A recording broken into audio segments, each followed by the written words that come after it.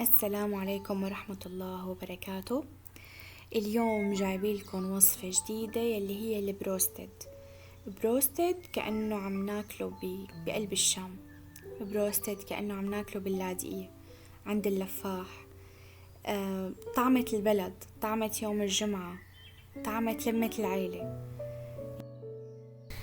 البروستد أول خيار بيكون معنا بالأكل الجاهز، يعني لأنه منحسها إنه صعبة بصراحة إنه نسويها بالبيت، بس رح تشوفوا اليوم معنا كيف رح تكون الطبخة. فعلا كتير هينة. بتمنى تمشوا على المقادير، تمشوا على الطريقة نفسها، صدقا ما رح تلاقوا فيها أي صعوبة. وقبل ما نبدأ بالفيديو ما بدنا ننسى إنه نصلي على سيدنا محمد عليه الصلاة والسلام، ونعمل اشتراك بالقناة ونعمل لايك للفيديو إذا حبيتوا الوصفة. وهي هلأ المقادير ورح نمشي معكم خطوة بخطوة. وهي هلأ مثل ما واضحة قدامكم المقادير. عنا لتتبيلة الطحين بنحتاج طحين ونشا وكركم، بصل بودرة، توم بودرة، ملح وزنجبيل ناعم. كلهم هلأ رح تشوفوا التفاصيل كيف رح نضيفهم وشو المقادير. عنا لكريمة توم أو المايونيز بنحتاج 2 بيضة أو 2 بياض بيض، عصير نص ليمونة، ملح وتوم، حمض الليمون وزيت نباتي. كمان رح تتابعوا الطريقة كيف رح يتحضر معنا المايونيز. بصراحة أنا زوجي هو اللي مستلم الأكلة لأنه هو اللي بيعرف يساويها أكتر مني، فلهيك أول اشي رح ينقع الدجاج بخلطة بتروح منه الزنخة يلي هي خل أبيض، معلقة ملح كبيرة، ماء زهر، ومنقطع ليمونة 4 عم نعصرها بقلب المي نفسها، بقلب الخلطة اللي حطيناها بنعصرها جوات هاي الخلطة، ومنضيف بعدين مي باردة. ومننقعهم أقل شي 4 ساعات، يعني من 4 ساعات لليلة، منه بتروح زنخة الدجاج كلها، ما بقى بتشموا أي شي يعني زنخة. وعندكن بيطرى، حتى الدجاج بيطرى، بيصير سهل علينا بالقلي، ما بيعود بيتعبنا بالقلي، ما بيعود بيطول بالقلي. هون بدنا نقطع الدجاج. نظفنا نحن من كل شي زوايد ما مرغوب فيها. مثل مو شايفين منقطع الوردة لدبوس وراس الفخذ، منقطع ومنحطها بالمي اللي عملناها، اللي هي مثل ما سبق وذكرنا هي للتعقيم، انه تشيل الزنخة وتطري الدجاج.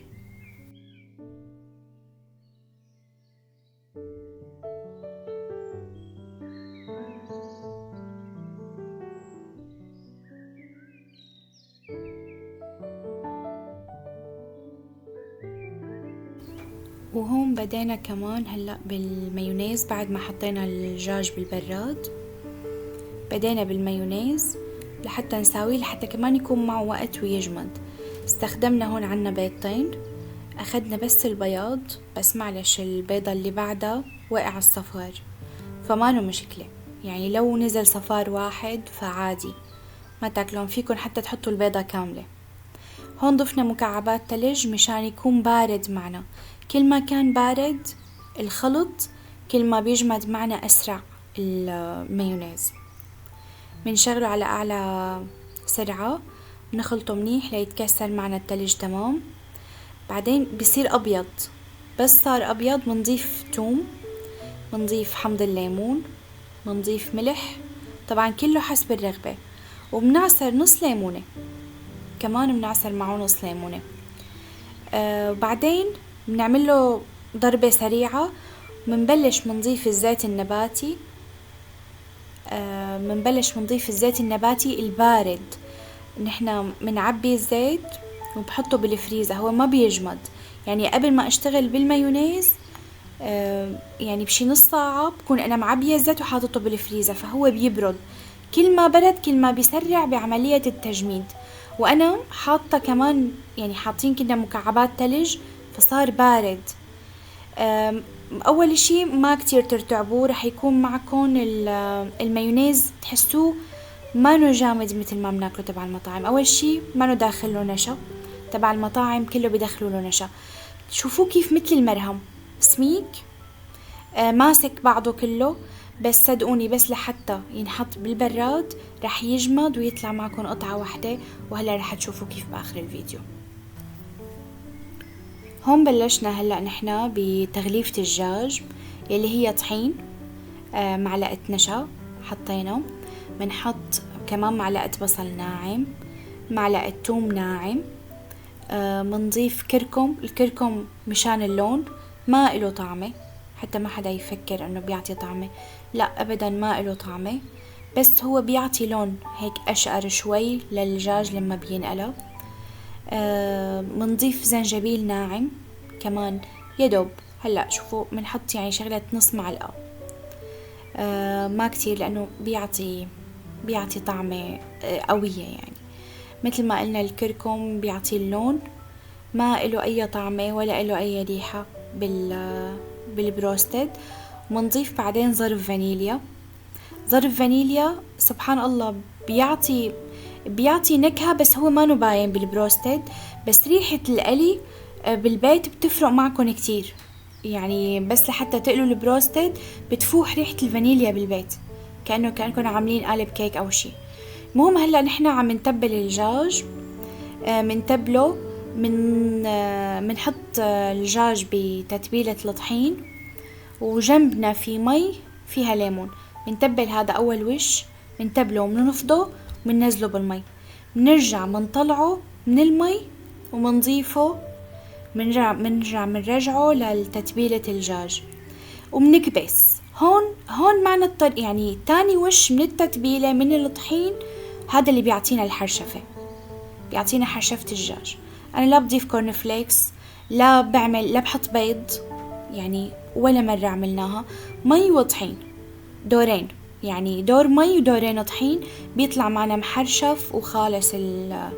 الدجاج ما أحلاه، يعني بجنن بالقلي، بيطلع بجنن.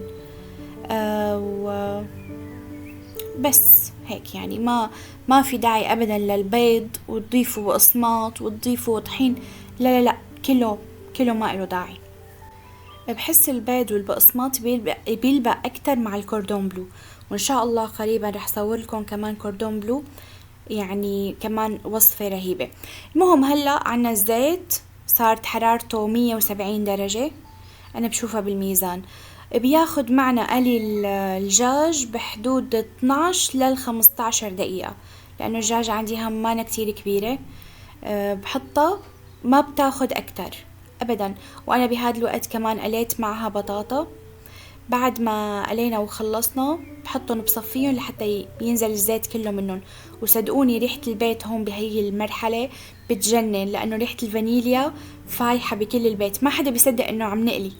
وهون رح أترككم هلأ مع هالموديل، مع هالمنظر، ومع هالحرشفة، ومع هالقرشة. شوفوا لي المايونيز كيف ماسك.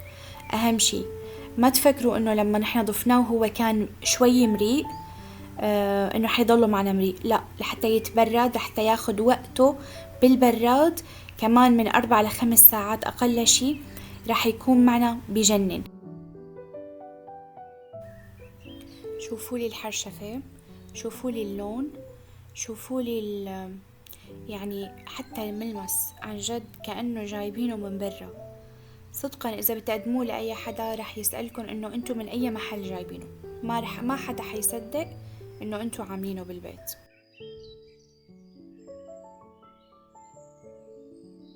شوفوا لي الدجاج هلأ من جواته كيف جوسي، كيف طري، كيف بتحسوه عن جد، بتحسوه يعني كأنه مسلوق، يعني سالقينه وبعدين عاملين له قلية.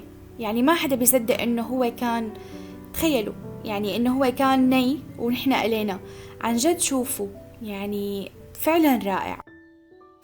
وصدقا والله لو ما كان عندي ضوجة وعجقة لكنت سمعتكم صوت القرشة، بس الصوت اللي عندي كان رح يطغى بصراحة على صوت القرشة، ما رح تبين معكم، ما رح تنسمع. فهذا هو الفيديو اليوم، إن شاء الله تكون عجبتكم الطريقة، جربوها وعطوني رأيكم، وما تنسوا دعم القناة، وبشوفكم بوصفة جديدة. بأمان الله.